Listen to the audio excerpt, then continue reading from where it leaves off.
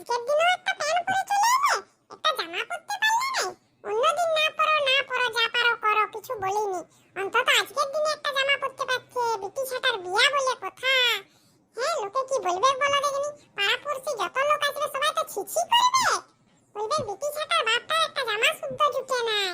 বাবা রে বাবা, ধন্য ভেটটা কি, ছি ছি ছি। আমার ভেগটা দেখতে হবে নাই, তুমি তোমার নিজের ভেগটা দেখো। 12 হাত শাড়ি পরেও সব দোকানদানি খুলো। এটাকে খুলা বলে না, এটাকে স্টাইল বলে। তুমি জানো না তাই বলছো। ও, আদ্রা শাড়িটা খুলা রাখা যদি স্টাইল হয়, তাহলে তো শাড়িটা না পরলে আরো বেশি স্টাইল।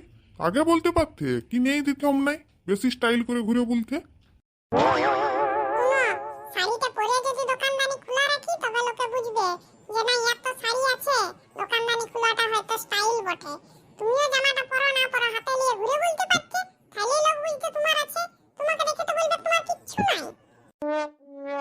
বাবারে, যা তাড়া দিচ্ছিলে তার জামাটা কি পরবো, তাই জামাটা না পরেই চলে আসতে হলো। প্যান্টটা পরে এসেছি, ওই তোমার কত ভাগ্য ভালো। যদি আর একটু আগে তাড়া দিতে না, আমি প্যান্টটাও না পরে চলে আসতাম। ছি ছি ছি, তোমাকে কে নিমন্ত্রণ করেছিল গো, বাবা রে বাবা। ছাড়ো, তোমার সাথে ঝগড়া করে আমার কোনো লাভ নাই। তোমার সাথে এত কাল পটে নাই, যখন আর আজ পটবে। দেখি যা আত্মীয় স্বজন সব এলো নাকি। কি তখন থেকে ছাড়ো ছাড়ো করছো? আমি তোমাকে ধরলামই কখন যে ছাড়বো? আর দাদা, তুমি একা এসেছো, তোমার বউ বিটি আসেনি? না না, ওরা আসছে। ওই যে মুখে আটা খড়িমাটি কি সব মাখছে না, এগুলো মেখে পরে আসবে। কাকে আর বলবো, ভালো ভাত বসিয়ে হাত দিয়ে গেল। সবার ঘরে একই ব্যাপার। ওই দেখি একটু আর কে কে এলো। ও বলছি সুমিত্রা, তোমরা এসেছো? এসো এসো। বাহ, এটা তো খুব সুন্দর করেছে।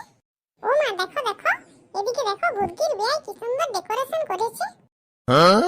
কই দেখি দেখি। এই তো। হ্যাঁ রে, তাই তো, সত্যি কি সুন্দর করেছে। এগুলো সে পূজাতে আর এরকম করেনি? কি বলে রে এগুলোকে? কি বলে আমি সেটা জানিনি, কিন্তু সেই যে গো জীবন্ত মানুষগুলো স্ট্যাচুর মতো সেজে থাকে, এটা হচ্ছে ওই রকম। আর এরা যদি ভালোভাবে এদের পারফরম্যান্স দেখায় না, তাহলে এরা কিন্তু প্রচুর টাকা পায়। হ্যাঁ সত্যি। হ্যাঁ গো মা, তবে আর বলছি কি, শালা কানামাগি, আমাকে দেখে তোর স্ট্যাচু মনে হচ্ছে? আমি শালা এখানে মার খেয়ে নিজের জ্বালায় মরে যাচ্ছি, এরা আবার বিয়া ঘরে স্ট্যাচু দেখতে এসেছে। যা, তোর বাপের বিয়ে স্ট্যাচু হবে। আমি যা মার খেয়েছি, তুই যদি আমার মতন মার খেতি না, তোর পিছন দিক দিয়ে ধোঁয়া বেরাতো, ধোঁয়া। আমি তো নাইলে মার খেয়েও এখনো ওই পিছনটা নিয়েই বসে আছি। তুই হলে তো ওই পিছনটা নিয়ে বসতেও পারতি নি। ও মালা, হয়েছে, চলো আর স্ট্যাচু দেখতে হবে না। তাড়াতাড়ি যাই, দেখি যা খাবার দাবারের স্টল গুলো কোথায় করেছে। আগে পেটটা ভরে খাই, তারপরে অন্য কিছু দেখা যাবে।